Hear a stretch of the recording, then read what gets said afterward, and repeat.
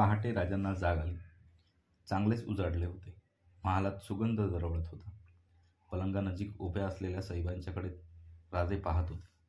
सईबाईंनी आपल्या ओटीतून आणलेली मोगरीची फुले पलंगावर ठेवायला सुरुवात केली. राजे उठले. सईबाई म्हणाल्या, झोप मोड झाली का? नाही, उलट मागूनही मिळायची नाही अशी जाग मिळाली. एवढी फुलं कुणी आणून दिली? देतो कोण? आपल्याच बागेतील. एवढी? केशव मावळ्यानं केवढी चांगली बाग केली. पण कधी पाहाल तर खरं. आपण म्हणा तर जाऊया. खरंच? चला ना. राजे उठत म्हणाले, चला जाऊ. सईबाई चकित झाल्या. त्यांचा विश्वास बसेना. त्या पाहत राहिल्या. राजांनी विचारले, का? खरं नाही वाटत? कुणाला वाटावं? अगदी सांगेन ते ऐकता. ऐकलंच पाहिजे. काय करणार? का? माँसाहेबांची आज्ञा आहे की तुमच्याकडे फार लक्ष दिलं पाहिजे म्हणून. सईबाई लाजल्या. राजांनी चूळ भरली आणि ते बागेकडे चालू लागले. मोगरीची ताटवा पाहून राजे आनंदित झाले. राजे खुद्द आलेले पाहताच वृद्ध केशव माळी लगबगीने आला. मुजरा करून उभा राहिला. राजे बागेचा पाहत होते. राजे न राहून म्हणाले, केशव, बाग सुंदर केलीस. जी. चाफ्याची झाडे नेमकून राजांनी विचारले. चाफ्याची झाडं कुठून आणलीस? कोकणातून आणली. पंतांनी मागवून घेतली होती. केशव, जी झाडं लागतील ती मागवून घेत जा. मी कचेरीतून सांगून ठेवतो. राहतोस कुठं? देवळाजवळ, वाड्याच्या मागं. राणीसाहेब, बगीचा दृष्ट लागण्यासारखा झाला खरं. पण काय?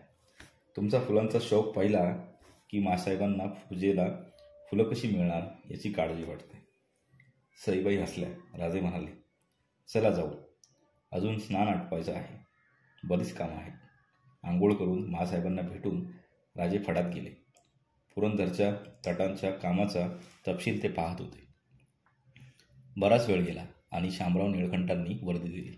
बाजी पासलकर आलेत. बाजी? म्हणत राजे उठले. बाजी एवढ्या तातडीने का आले हे राजांना कळत नव्हते. त्याच विचारात राजे बाहेर आले. सदरेवर बाजी उभे होते. बाजी, बसावं ना, राजे म्हणाले.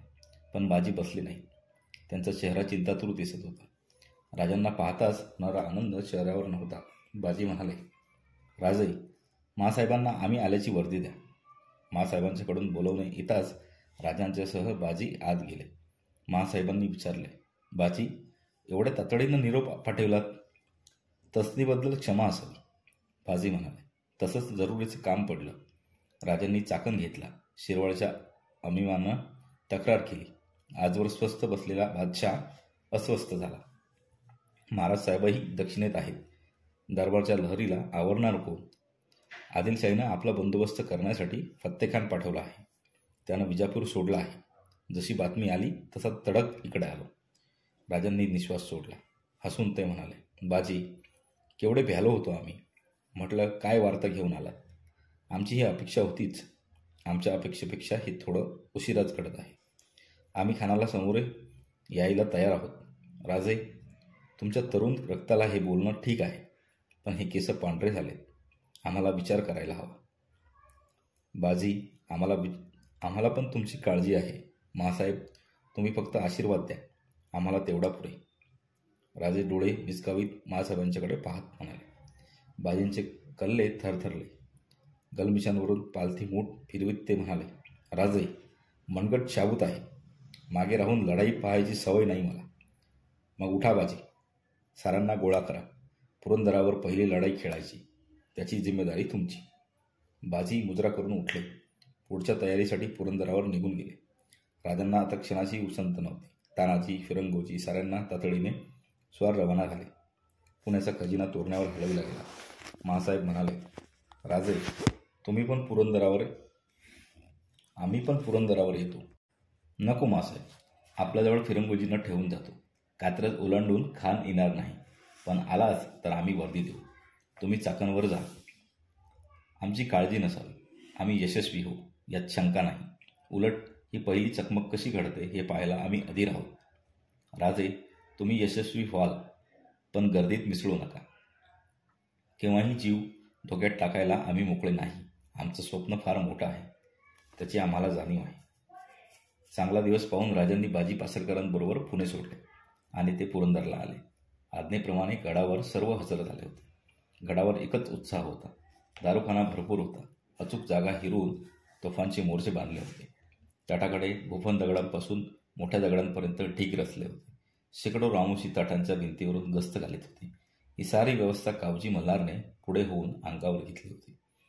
नेताजींची त्याला साथ होती. गोदाजी जगताप, भीमाजी वाघ, संभाजी काटे, शिवाजी इंगळे, भिकाजी चोर, भैरोजी चोर, पोळ घाटके यांच्यासारखे अनेक वीर उत्साहाने वावरत होते. गडाची व्यवस्था पाहून राजे संतोष पावले. 2 दिवसात खानाच्या बातम्या रामोशी आणू लागल्या. खानाने खळत बेलसरला तळ दिला आणि आपला एक प्रमुख सरदार बाळाजी हैबतराव याला फौज देऊन पाठवले. शिरवळला आदिलशाही सरकारच्या अमीनने ठाणे होतेच. तिथवर बाळाजी हैबतराव आपल्या सैन्यासह आला. त्याने सुभानमंगळाच्या गडीत ठाणे दिले. राजांना ही बातमी समजली. गोदाजी जगताप म्हणाला, राजे, आता कवाबी बाळाजी हैबतराव येऊ दे. राजे म्हणाले, नाही जगताप, असं वाट पाहून कसं चालेल? खानाचा सरदार पुढे आला आहे. आपणही 4 पावलं पुढे जायला हवं. कावजी मल्हार पुढे म्हणाला, राजे अगदी बरोबर. शिरवटचा कोट मला ठाव आहे. मी जातो. शाबास कावजी, स्वराज्याची पहिली कामगिरी मागितली. तो हक्क तुमचाच आहे. बाळाजी स्थिर व्हायच्या आत त्याला काठा. आजच बाहेर काढा. बाजी पासलकर वयोवृद्ध, ते सर्वात मोठे, ते म्हणाले, राजे, आज अमावस्या. उद्या गेलं तर बरं. राजे म्हणाले, आज अमावस्या खरी, पण उद्या प्रतिपदा आहे. प्रतिपदेचा विजय वाढता असतो. तोच घरी येऊ दे. तो मिळवायला अमावस्येला बाहेर पडायला हवं. मुहूर्त नक्की झाला. गडावर रात्र ओळखली. बलिदानच्या तिकट्या साऱ्या गडावर दिसत होत्या. केर रात्री आकाशात नक्षत्रे चमकत असता कावजी मल्हार गडाखाली उतरला. राजांनी निरोप देताना सांगितले, कावजी, ही बातमी पहिली मोहीम. मला विजय हवा. तसाच विजयाचा आनंदही हवा. विजय होऊन सुखरूप घरी या. आम्ही वाट पाहतो. गडाखाली कावजी मल्हारची फौज गोळा झाली. पहाटेपर्यंत सारी फौज गोळा करून पहाटेला 6 कोसांवर असलेल्या सुभानमंगळ गडीकडे फौज निघाली. शिरवळची आदिलशाही फौजही मराठे येतायत हे पाहताच सुभानमंगळाच्या आश्रयाला आली. शिरवळ मोकळे झाल्याचे पाहताच कावजीला स्फुरण चढले. आपल्या साथीदारांसह सैन्यासह तो सुभानमंगळ कोटावर तुटून पडला. गडीवजा किल्ला, मातीचा तट, ओढ्यासारखा खंदक कावजी सैन्यासह तटाला भिडला. तट पाहून भीमाजी वाघ म्हणाला, कावजी, तटाला शिड्या. अरे वाघ तू, असल्या तटाला शिड्या कसल्या? हा किल्ला म्हणजे थोडीच लंका लागली आहे.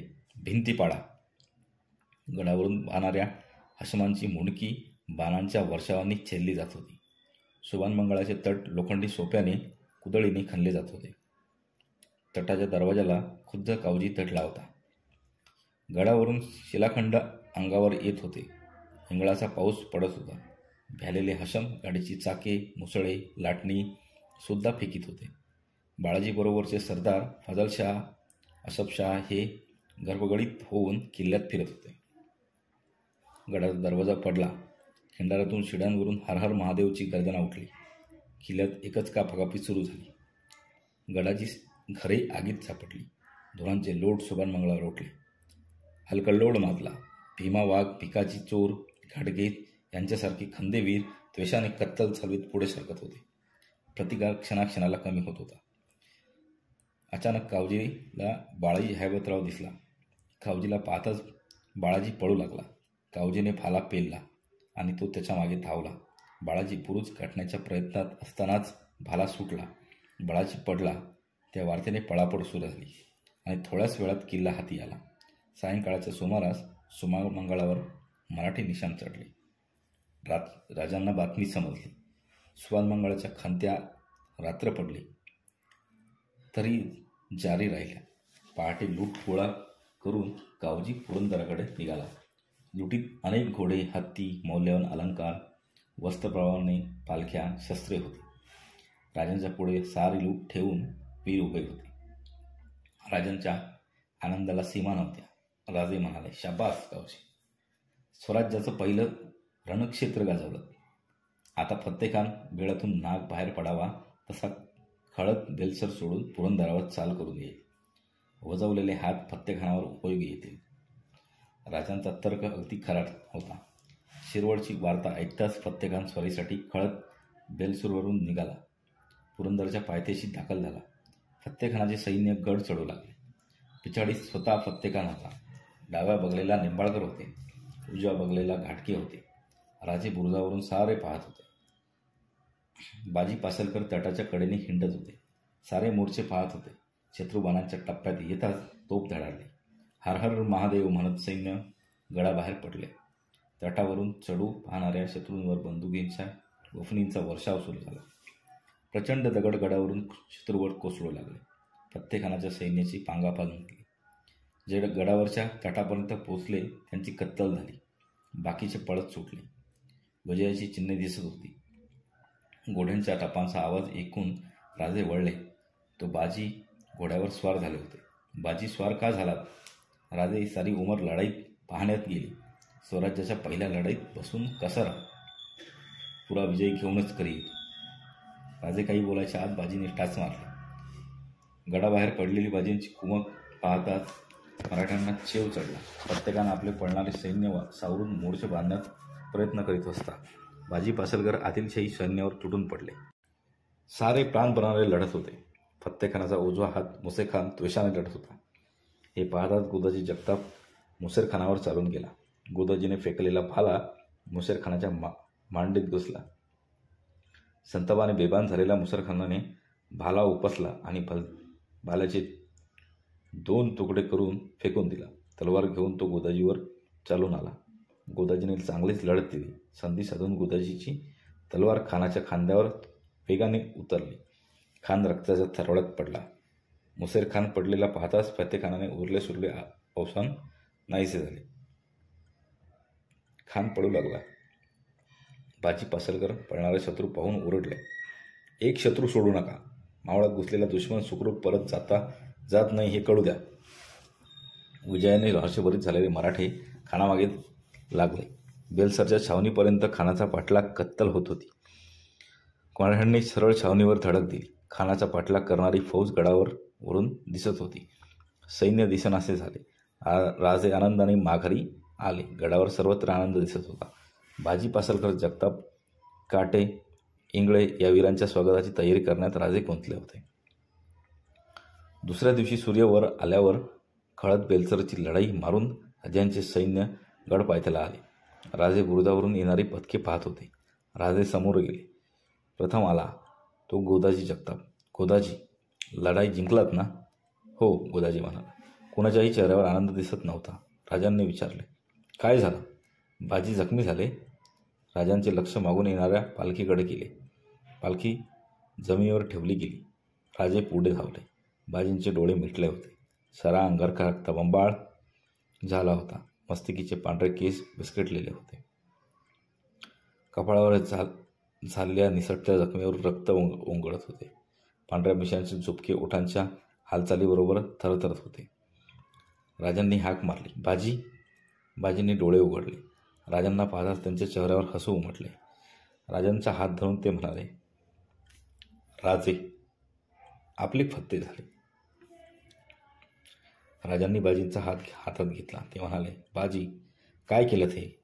आपली फत्ते झालीच होती. कुठं जात होता फत्तेखान? कशाला जीव धोक्यात घेतलात? राजांना अश्रू आवरेनात. बाजी म्हणाले, राजे, विजय मिळाला. वाईट काय झालं? मी म्हातारा. असलं मरण मागून मिळायचं नाही. हसा राजे. तुमचं हसू पाहण्यासाठी जीव अडतोय माझा. तेवढी एकच इच्छा राहिली. राजे हसले आणि ते हसू पाहून सकावलेल्या बाजींची मान हसता हसता कलंडली. राजांनी बाजींच्या बरोबर शिला पांघरला. अश्रू टिपीत उठत असता राजे म्हणाले, गोदाजी, प्रतिपदेचा विजय घरी आला, पण हरवलेली ही चंद्रकोर पुन्हा पाहायला मिळायची नाही. पौर्णिमेला सुद्धा ही उणीव वाटल्याखेरीज राहणार नाही. पुरंदरहून आल्यापासून सारा दिवस गडबडीत पार पडत होता. सारा वाडा पुरंदराच्या वीरांनी भरला होता. आनंद उत्साह मनात मावत नव्हता. सारे राजांच्या बरोबर बोलायला आतुर होते. मध्यरात्रीची सुमारास राजांनी मोकळीक मिळाली. राजे आपल्या महाली आले. सईबाई महालात आल्या तेव्हा राजे कपडे बदलून पलंगावर बसले होते. सईबाई म्हणाल्या, केवढी गर्दी उसळली आज. मासाहेबांचा आनंद तर विचारला नको. साहजिकच आहे. हा जिव्हाळा पाहून जीवनाचं सार्थक झाल्यासारखं वाटतं. सईबाई एक एक दागिना उतरवून मंचकावर ठेवीत होत्या. मंचकावर गोळा झालेले दागिने पाहून राजे म्हणाले, खरंच बायकांना दागिन्यांची केवढी हौस. तर आपण गळ्यात कंठी, मनगटी, पोची, कानी चौगडा, बोटात अंगठ्या घालता ते पुरुषही तेवढीच हौस करतात. आम्ही माघार घेतलेत. मग तर झालं. अशी माघार घेऊन नाही चालायचं. आपण विजय मिळवून आलात. निदान आज तरी आरतीत काही टाकायचं होतं. राजे गंभीर होऊन म्हणाले, विसरलं खरं. ही माघार ना. हो, पण आमची नव्हे, तुमची. म्हणत राजे उठले. मंचकाच्या कप्पा ओढून त्यांनी सोन्याचा कमरपट्टा काढला. सईबांच्याकडे पाहत ते म्हणाले, आता तुम्हीच सांगा, हा कमरपट्टा आरतीत टाकता आला असता का? आणि तोही 4 चौकात. सईबाई आनंदाने कमरपट्टा निरखित होत्या. राजांनी विचारले, आवडला? हो, एवढंच नाही, आणखीन एक नजर आम्ही राणीसाहेबांच्या चरणांकरिता आणली आहे. काय आणलं? त्या तिथं आमच्या टोपाखाली पहा. सईबाईंनी जाऊन टोप उचलला. त्या टोपाखाली 2 सुरेख रौप्य साखळ्या होत्या. किती सुंदर. साखळ्या उचलीत सईबाई म्हणाल्या. साखळ्यांचा नाजूक आवाज झाला. राजे म्हणाले, सई, सांगितलं तर हसशील. काय झालं? काय झालं? सुवर्णमंगळाच्या कैऱ्यांची मोजदाद पुरंदरावर चालली होती. एक एक दागिना मोजून टाकता जात होता. अचानक ह्या साखळ्या पडल्या आणि त्या पाहताच तुम्ही डोळ्यांसमोर उभ्या राहिला. सरांची नजर टाळीत आम्ही बोलून गेलो.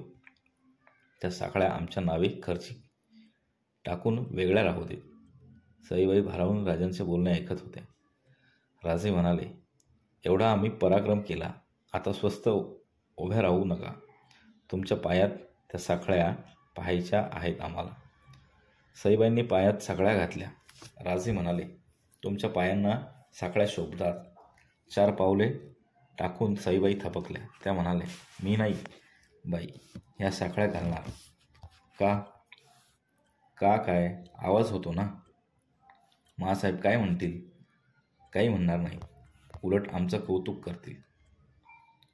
कशाबद्दल? सईबाईंनी विचारले. सईबाईंच्या डोळ्याला डोळा देत राजे म्हणाले, आपल्या लाडक्या सुवेईंकडे आम्ही जागरूकतेनं पाहतो याबद्दल. सईबाई नजीक आल्या. त्या म्हणाल्या, केवढी मूर्ख मी. आधीच थकलात. रात्र उलटून चालली. झोपावं आता. राजे सईबाईचा हात धरीत म्हणाले, सई, काही दिवस असे आनंदाचे येतात की तेव्हा दिवस रात्रीचा विचार राहत नाही. आजचा दिवस तसाच आहे. सईबाईंना हजारी समयांच्या ज्योती शांत करायला सुरुवात केली. समई तेवढीच तेवत होती. हवेत गारठा होता. समईचा मंद प्रकाश महालात पसरत होता. पुरंदराच्या लढाईत ज्यांनी शौर्य गाजवले त्यांचा राजांनी यथोचित सत्कार केला. लढाईत जे कामी आले त्यांच्या वारसांना द्रव्य दिले. खळत बेलसरच्या पराक्रमाने सारा मावळ आनंदित झाला होता. पण हा आनंद टिकणार नव्हता. बंगळुरूहून तातडीचा खलिता आला. खलिता वाचून राजे संतप्त झाले. क्षणभर आपल्या पावलांखालची वालू सरकते आहे असा त्यांना भास झाला. राजे जिजाबाईंना म्हणाले, मासाहेब, बंगळुरूहून दादा महाराजांचा खलिता आला आहे. काय म्हणतो संभाजी? आदिलशाही दरबारात भोसल्यांच्या घराण्याविरुद्ध सत्रच उभं केला दिसतं.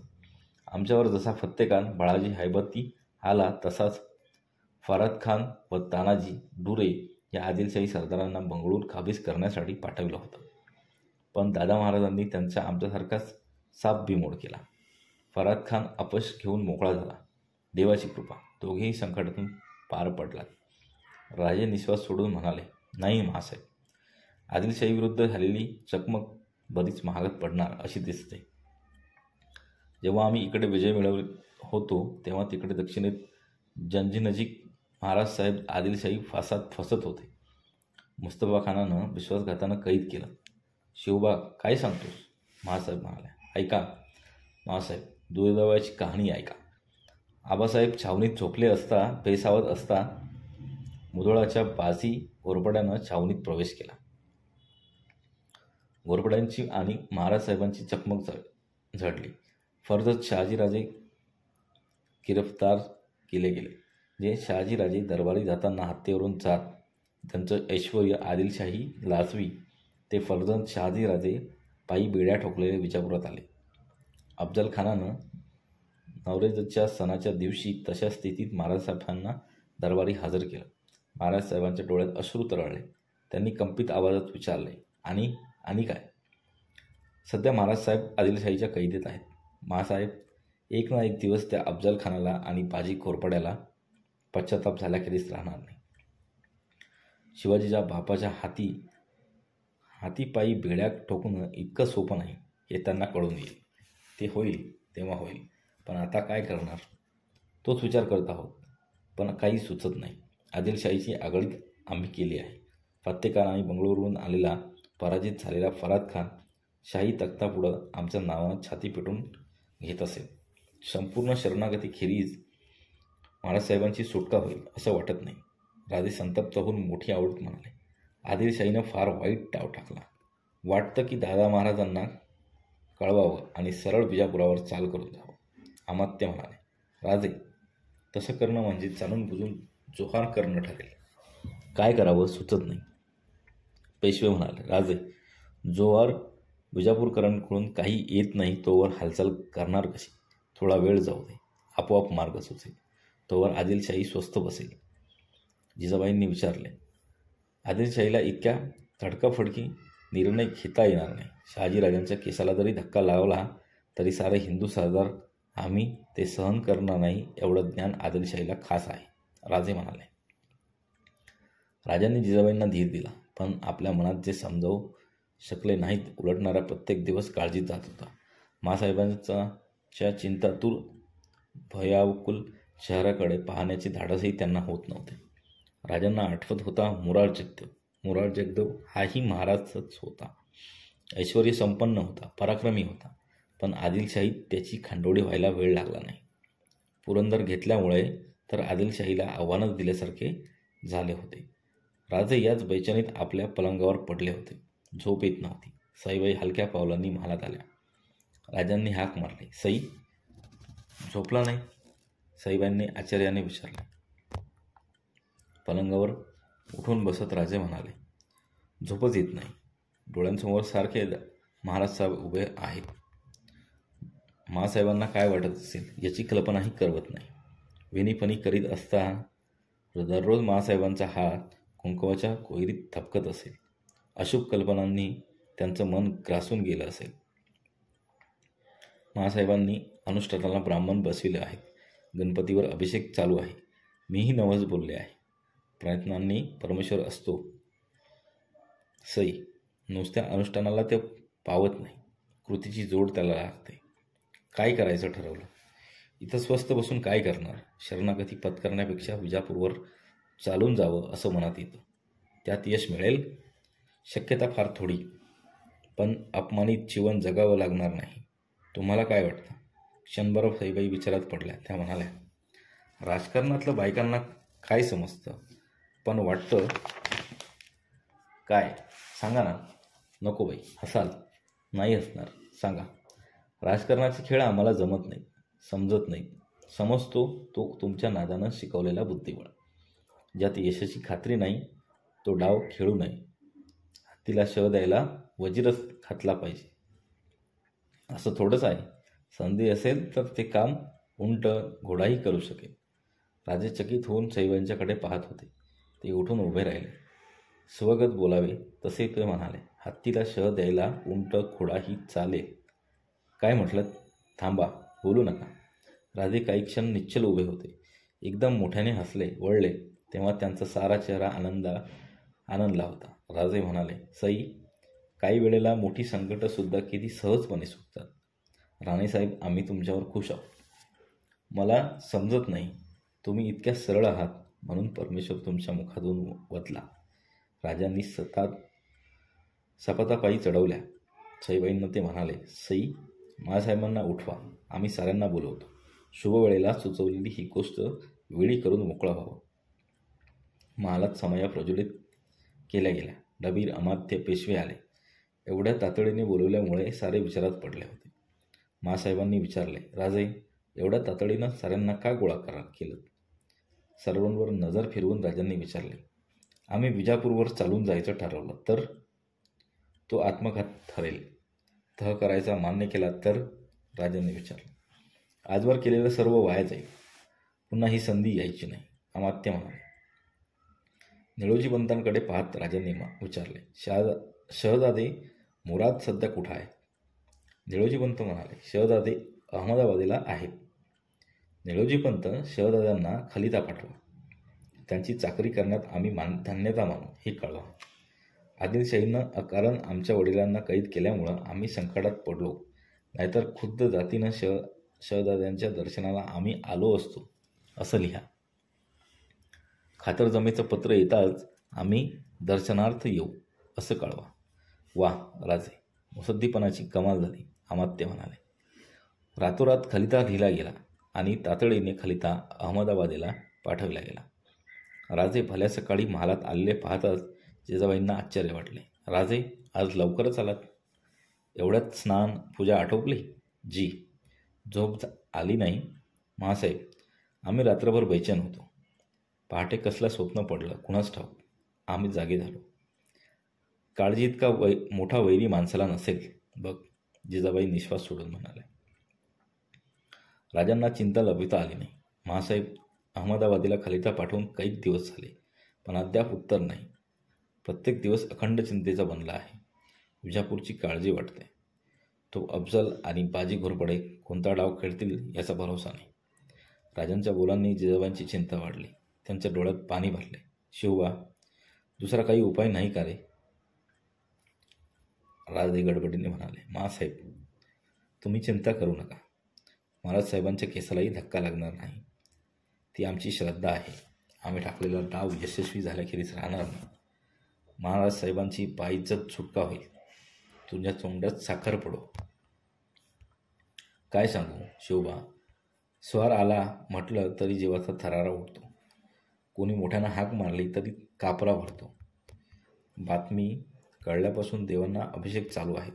नवसांची खैरात केली. केव्हा त्याला दया येते कोण जाणे. तेच आमच्याही मनात आलं आहे. काय, आज पहाटेपासून आळंदीला जावं, देवाचं दर्शन घ्यावं असं मनात येत आहे. सकाळी जागे झालो ते आळंदीच्या आठवणीत. जरूर जा. संकटकाळी त्याचा साधा. जिजाबाईंच्या अनुमतीने राजांचा आळंदीचा बेत पक्का झाला. राजांची अश्वपथके तयार झाली. यसाजी, तानाजी, नेताजी मंडळीसह राजे आळंदीला निघाले. उन्हाळ्याची सकाळ मोठी प्रसन्न होती. लहान मोठ्या टेकड्या ओलांडीत राजांचे पथक भरधाव जात होते. राजे इंद्रायणीजवळ पोहोचले तेव्हा सूर्य वर चढत होता. उन्हाळ्याच्या दिवसांमुळे इंद्रायणीचे पात्र क्षीण बनले होते. सारे खडक उघडे पडले दिसत होते. ज्ञानेश्वरांच्या कळसांचे दर्शन होताच राजांनी हात जोडले. नदी पार करून राजे गावात शिरले. टापांच्या आवाजाने भयभीत झालेले नागरिक राजांना पाहताच आनंदाने पुढे येत होते, उजरे करीत होते. मंदिरासमोर राजे पायउतार झाले. मंदिराबाहेर राजांची अश्वदळांची 100-125 घोडी उभी होती. राजे आपल्या निवडक सहकाऱ्यांसह मंदिराच्या पायऱ्या चढू लागले. महादरवाजाच्या उंबरठ्याला स्पर्श करून राजे आतल्या चौकात आले. चारी बाजूंनी प्रशस्त ओऱ्यांनी सजलेल्या तो चौक होता. उजव्या हाती पिंपळगार उभा होता. समोर ज्ञानदेवांचे मंदिर होते. राजांनी मंदिरात प्रवेश केला. पुजाऱ्याने पुढे केलेल्या धपकातील हार ज्ञानदेवांना अर्पण केला. अत्यंत नम्र भावाने राजांनी देवापुढे मस्तक ठेवले. राजे समाधानाने म्हणाले, आम्ही जेव्हा बैचन बनतो तेव्हा इथं येतो. इथं आलं की समाधान वाटतं, मन शांत होतं. आम्हाला ही जागा फार आवडते. पुजाऱ्याने आणलेल्या तबकात राजांनी मोहरांची तैली रिकामी केली. देवदर्शन घेऊन राजे माघारी वळले. तोच महादरवाजातून येणारा माणसांचा लोंढा नजरेत आला. त्यातून यसाची गडबडीत पुढे येत होता. यसाची राजांच्या जवळ आला. मुद्रा करून त्याने सांगितले, तुकोबाराय येत आहेत. आज खरोखरच भाग्याचा दिवस. म्हणत राजे गाभाऱ्यासमोरून बाजूला सारले. एका बाजूला उभे राहून राजे तृप्त नजरेने पाहत होते. टाळ मृदंगाच्या स्थातीवर भजनाचा आवाज कानावर येत होता. जय जय राम कृष्ण हरी, जय जय राम कृष्ण हरी. सागरांच्या लाटा हेलकाव्यात तशी मागे पुढे सरकणारी दिंडी राजांच्या नजरेत आली. दिंडीसमोर चिपळ्या उंचावर तुकाराम महाराज नाचत होते. नेत्र मिटले होते. कपाळी बुक्क्यांची निशाणी उमटली होती. अनवाणी पाय गोड्यांपर्यंत धोतर, अंगात आखूड बाह्यांची खोळ, मस्तकी बसके, मुंडासे हा त्यांचा वेश होता. कानांच्या पाळ्यावर आणि कपाळांवर उमटलेल्या चंदना मुद्रामुळे चेहऱ्यांवरचे भक्तिभाव खुलले होते. भुक्का उधळीत दिंडी मंदिरासमोर आली. दिंडी दुतर्फा उभी राहिली. मध्यभागी तुकाबानी उभा होता. चिपळांच्या नादावर तल्लीन होऊन नाचत होता. क्षणभर नाच थांबला. प्रेमाने व्याकुळ बनलेले तुकारामांनी देवावर दृष्टी लावली. टाळांचा आवाज नाजूक बनला. मृदंगांची थाप मंदावली. चिपळ्यांच्या छळकीवर रसपूर्ण भावपूर्ण आवाजात महाराज गात होते. जगी ऐसा बाप व्हावा, ज्याचा वंश मुक्तीचा जावा. पोटा येता हरले पापा, ज्ञानदेव माय बापा. मुळी बाप होता ज्ञानी, तरी आम्ही लागलो ध्यानी. तुका म्हणे मी पोटींचे बाळ, माझी पूर्वा ब्राह्मींची आळ. तुकाराम महाराजांनी देवाला दंडवत घातला. ते उभे राहिले. त्यांचे चरण शिवण्यासाठी गर्दी उसळली. राजे पुढे झाले. राजांना पाहताच सर्वांनी वाट दिली. तुकाराम महाराजांचे पाय धरून पायावर मस्तक ठेवले. तुकाराम महाराजांनी गडबडीने राजांना उठवले. राजे राजे, किती वेळा आम्ही सांगितलं की असं करू नका म्हणून. तुमच्यासारख्या राजांनी आमचे दारिद्र्याचे पाय कसले शिवायचे? महाराज महाराज आम्ही नाही. ज्ञानेश्वराकडे बोट दाखवत तुकाराम म्हणाले. ते महाराज. राजे संकोचले. तुकाराम महाराज राजांचा चेहरा आनंदून पाहत होते. त्यांचे मन उंचबळून गेले. आहा हा, काय गोजीर रूप. तुम्हाला पाहिलं की ज्ञानदेवांना पाहिल्याचा भास होतो. असंच त्यांचा कोळ रूप. त्यांनी ज्ञानाची कवाडं उघडली. चैतन्यानं तुम्ही ती साकार केली. राजांचा हात धरून तुकाराम महाराज वाट काढीत होते. राजांचे मन त्या बहुमानाने भरून आले होते. तुकाराम महाराजांच्या संगतीत राजे ओरीवरून आले. कुणीतरी घोंगडे पसरवले. महाराजांनी राजांना बळेच शेजारी बसवून घेतले. राजांना क्षेमकुशल विचारले. राजांनी विनंती केली. महाराज, एक प्रार्थना आहे. एकदा आपले पाय आमच्या घरी लागावे. आपण म्हणाल तेव्हा पालखी सरंजाम आम्ही पाठवू. तुकाराम महाराज मोठ्याने हसले. डोळ्यातले पाणी डाव्या बोटांनी टिपीत राजांच्या पाठीवर प्रेमभराचा हात ठोपटीत ते म्हणाले. कशासाठी हा सयास? आपलं दर्शन घडावं, सहवास लाभावा. राजे, आमचं कसलं दर्शन? त्यात काय आनंद? पुरेशा वस्त्राअभावी ही मळकटलेली काया, उपासानं रोडके झालेले हातपाय, याचा कसला दर्शन सोहळा? त्या बोलांनी राजांचे मन उदास झाले. महाराजांचे ते ध्यानी आले. राजे, उदास होऊ नका. तुमच्यापाशी येऊन आम्ही काय मागणार? अन्न मागावं तर आम्हाला मिळालेली भिक्षाच मोठी वाटते. अंगावरच्या या चिंध्याचाच फार पुष्कळ आहे. तिथं वस्त्र काय मागायचे? भूमिशय्या आणि आकाशाच्या पांघरुणात उब फोगणारे आम्ही.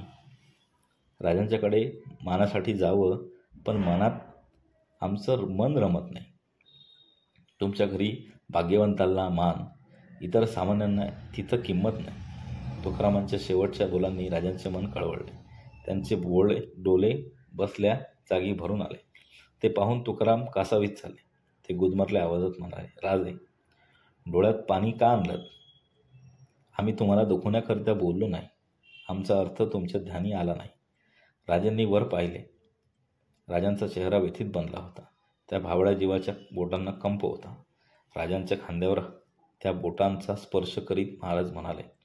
राजे, तुम्ही श्रीमंत, श्रीमान योगी, उपदत ज्ञानी. ज्ञानदेवांसारखं हे तुमचं रूप तुमच्या घरी सामान्य येईल कशाला? तिथं भाग्यवंतच यायला तुमचं रूप ध्यानी यावं म्हणून बोललो. उगीच मनाला लावून घेतलं. राजांनी एकदम महाराजांचे पाय शिवले. राजे हे काय? महाराज अनुग्रह व्हावा. तुकाराम महाराजांनी राजांना प्रेमभराने उठवले. राजांच्या नजरेला नजर भिडवीत महाराजांनी विचारले, आम्ही सांगू त्यावर विश्वास धराल? जी. अनुग्रहाची चिंता करू नका. तुमचा अनुग्रह थोर आहे. तो योग त्या अधिकारी पुरुषाकडून योग्य वेळे होईल. त्यात तुमचं कल्याण होईल. राजे, मृदंगावर टाळ बडवून बोल निघत नाही. त्याला हाताचीच थाप लागते. टाळावर हात मारून आवाज निघेल का? त्यासाठी दुसरा टाळ हवा. गुरु शिष्यांची जोड अशीच आहे. तुमची जोड तुम्हाला मिळेल. त्यासाठी उतावळे होऊ नका. त्या वैराग्य संपन्न ज्ञानी महापुरुषाच्या दर्शनाने राजे थक्क झाले. पण त्यांचे मन पराभव पत्करायला तयार नव्हते. त्यांनी इच्छा व्यक्त केली, महाराज, आपल्यासाठी काहीतरी करावं असं वाटतं. तेवढी इच्छा पुरवावी. फार मोठं संकटात टाकलं. महाराज विचारात पडले. धन ऐश्वर्य मागावं तर आम्हाला त्याचा तिटकारा. हां महाराज, एक मागणं आहे. आज्ञा महाराज. तुकाराम महाराजांनी ओरीवरून देवळाकडे नजर टाकली. देवळावरची दृष्टी न हलविता ते म्हणाले, राजे, थोडा वेळ देवळात जाऊन या. एवढं आमच्यासाठी करा. देवळात? राजे उतरले. हो. महाराजांच्या चेहऱ्यावर खेळकर स्मित चमकले. राजे, तुम्ही आमच्याजवळ बसल्यामुळं आमच्या भेटीसाठी आलेली मंडळी खोळंबलीत. तुम्ही राजे, तुमच्या देखत ती सलगी करणार कसे? तुम्ही देवळात गेला तर हे आम्हाला भेटतील. त्यांना भेटीचा आनंद घेता येईल. राजांच्या चेहऱ्यावर स्मित प्रकटले. ते उठत म्हणाले, जशी आज्ञा. राजे निघालेले पाहताच महाराजांनी हाक मारली, राजे, प्रसाद इथंच करा. पण आमची शिबंदी? राजे चाचरले. राजे, आमच्या राज्याची वहिवाट होती. इंद्रायणीसारखी जीवनदात्री आहे. ज्ञानदेवांसारखी माऊली आमची पाठीराखी आहे. तुम्ही चिंता करू नका. राजे उठले. देवळात गेले. देवळातून राजे पाहत होते. तुकाराम महाराजांच्या ओवारी भोवती गर्दी उसळली होती. काही वेळाने गर्दी कमी झाली. राजे तुकाराम महाराजांच्या प्रसादाला आहेत हे वृत्त साऱ्याच आळंदीत पसरले. एका ओरीवर घराघरातून आलेल्या भाजी भाकरींच्या चवडी लागल्या होत्या. राजे ओरीवर गेले तेव्हा तुकाराम महाराज म्हणाले, राजे पहा, शेकडो हातांनी जपणारी ही उदंड माऊली. राजांच्या हातावर भाकरी भाजी ठेवण्यात आली. सारे कौतुकाने पाहत होते. राजे अत्यंत चवीने सर्वांचं प्रसाद भक्षण करत होते. 2 प्रहर टळले तेव्हा राजांनी महाराजांचा निरोप घेतला. राजांना प्रेमभराने उराची कवटाळीत महाराजांनी आशीर्वाद दिला. राजे, बाबांनी सदैव तुमच्या पाठीशी आहे. कसली चिंता करू नका. सारं ठीक होईल. तुमचं कार्य तडीस नेण्यास ती माऊली समर्थ आहे. सायंकाळच्या वेळी राजे समाधानाने पुण्याला येत होते. आळंदीहून राजे पुण्याला आले. देवलागण झाली होती. लाल महालात प्रवेश करीत असता त्यांची नजर वाड्याच्या प्रथम चौकातच्या दारात उभ्या असलेल्या जिजाबाईंच्याकडे गेली. पायांवर पाणी ठेवून राजे सदर पायला चढून गेले. जिजाबाईंच्या पाया पडले. आशीर्वाद घेऊन जिजाबाई म्हणाल्या, राजे, तुमच्या पुढचं अहमदाबादीचा खलिता आला. खरंच? राजे आनंदित होऊन उदारले. आशीर्वाद खोटा ठरायचा नाही. कुणाचा आशीर्वाद? महासाहेब, तुम्ही आळंदीला आला असता तर फार बरं झालं असतं. आळंदीला तुकाराम महाराजांचं दर्शन घडलं. खरं? जिजाबाई हात जोडीत म्हणाल्या, हो ना. त्यांच्या थोड्या सहवासात आम्ही खूप शिकलो. आमचा अहंकार नाहीसा झाला. सम्राटांना देखील त्यांच्या समोर लाजावं अशी त्यांची योग्यता. सकाळपासून उपाशी असाल. चला. नाही महासाहेब, आमचं पोट अगदी भरलं. आम्हाला तुकाराम महाराजांनी ठेवून घेतलं. घराघरातून आलेल्या भाजी भाकरींचा प्रसाद सर्वांना मिळाला. इतकं रुचकर भोजन आम्ही आजवर केलं नाही. नशीबवान आहात महासाहेब. आम्हाला महाराजांनी जवळ बसवून घेतलं. संकट दूर होईल म्हणून आशीर्वाद दिला. आम्ही फडात जाऊन येतो. खलिता वाचायचा आहे. राजांनी 2 पावले टाकली. ते तसेच वळले.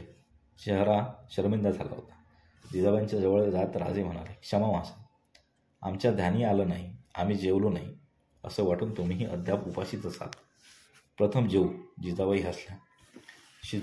शिवबा, तुम्ही फडात जाऊन या. रात्र झाली आहे. थोड्या वेळानं जेवलं म्हणून बिघडणार नाही. खरंच जा.